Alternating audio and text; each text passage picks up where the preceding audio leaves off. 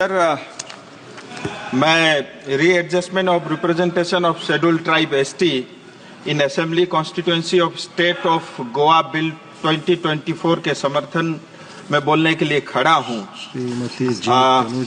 Sir, इस bill के बारे में काफी चर्चा हो चुकी है और अगर समय रहेगा तो विस्तार से मैं भी अंत में विषय रखूंगा, लेकिन उससे पहले मैं सीधा अपने क्षेत्र यानी दार्जिलिंग तराई डूवर्स की बात रखना चाहता हूं। सर, कल ही हम सब ने देखा कि संविधान को 75 वर्ष पूरे हुए हैं और संविधान के कारण समस्त भारत में हर एक समुदाय को जो है न्याय मिला है, लेकिन गोरखाओं का इतना कंट्रीब्यूशन होते हुए भी 75 साल से ज्यादा समय हो गया देश को आजाद हुए, लेकिन आज भी गोरखाओं को वो न्याय जो सम्मान उनको मिलना चाहिए था वो आज तक प्राप्त नहीं हुआ। और ये जो देरी हो रही, मैं ऐसा मानता हूँ न्याय के बजाय उनके साथ अन्याय हो रहा है।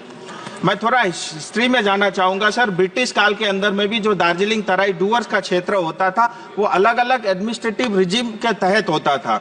जैसे 61 तक नॉन रेगुलेटेड एरिया था। मैं ये इसलिए बोल रहा हूँ, ये सब ट्राइबल एरिया में ही लागू होता था और 61 से लेकर के 70 तक 1861 टू 70 ये सेमी रेगुलेटेड एरिया था।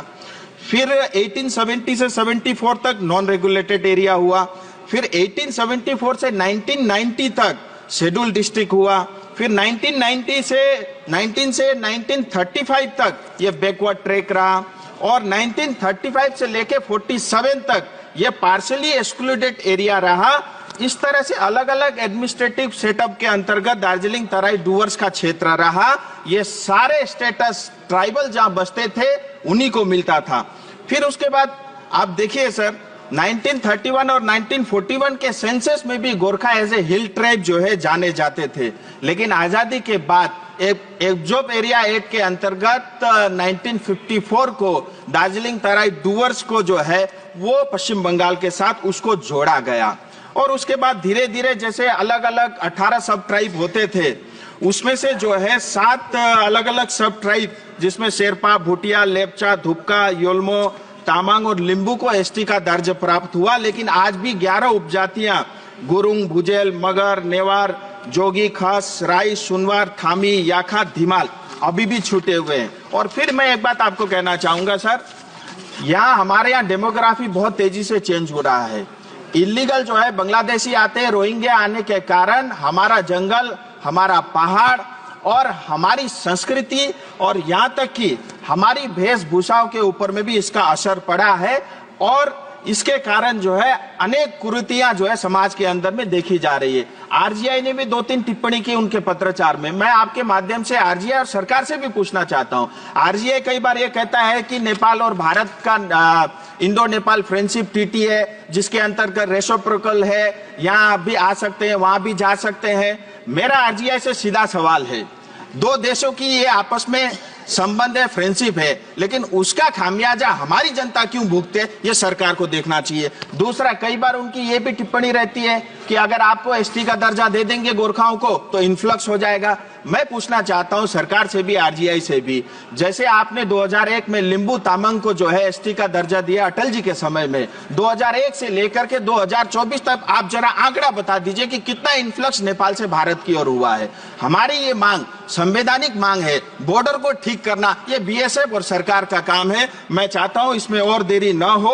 और इतना ही नहीं, सिक्किम स्टेट ने 2021 के अंदर में असेंबली में इसका बिल पारित किया।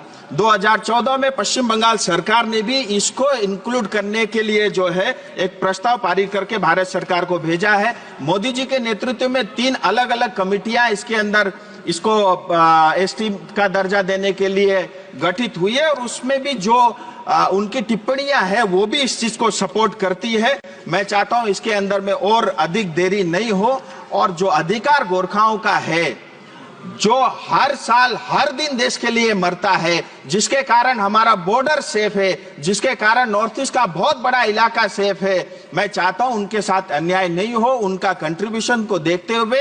और क्योंकि ये जो पूरा दार्जिलिंग तराई डूवर्स का क्षेत्र है, आप देखिए एक तरफ बांग्लादेश है, एक तरफ नेपाल है, एक तरफ भूटान है, 50 किलोमीटर की दूरी पे चाइना है, चारों तरफ हम बॉर्डर में घिरे हुए हैं। और इस क्षेत्र को और वहां की लोकल पॉपुलेशन को मजबूत रखना और उनको बचाए रखना, मुझे लगता है ये देश का भी कर्तव्य है और भारत सरकार का भी ये कर्तव्य है। मैं आपके माध्यम से भारत सरकार से मांग करता हूं कि जो भी देरी हुई है इसमें और देरी ना हो और गुरुंग, भुजेल, मगर, नेवार, जोगी, खस, राय, सुनवार, थामी, याखा, धीमाल, इन अलग अलग जो सब ट्राइब के गोरखाओं को इनको जो है इनका अधिकार मिले। और इसमें सिक्किम सरकार ने भी बढ़ चढ़कर हिस्सा लिया है। उन्होंने तो पूरा असेंबली में इस चीज को पारित करके भेजा है, ये अधिकार उनको मिले। और आपने मुझे बोलने का समय दिया, इसके लिए मैं आपका बहुत बहुत आभारी हूं। धन्यवाद।